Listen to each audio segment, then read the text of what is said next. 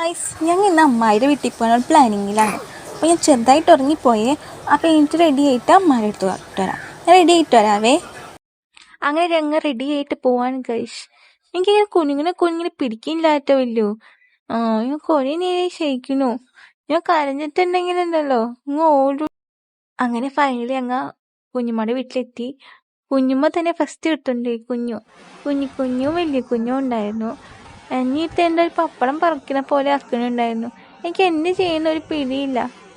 അവരെനിക്ക് കപ്പിച്ചു തന്നു. കൈയൊട്ടുണ്ണി കൈക്കൊടുത്ത് ഞങ്ങൾ പാട്ട് പാടി കച്ചു.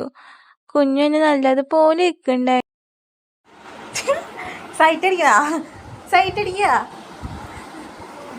അങ്ങനെ ഫൈനലി ഞങ്ങൾ അവിടെ നിന്ന് ഇറങ്ങാൻ പോവുകയാണ്.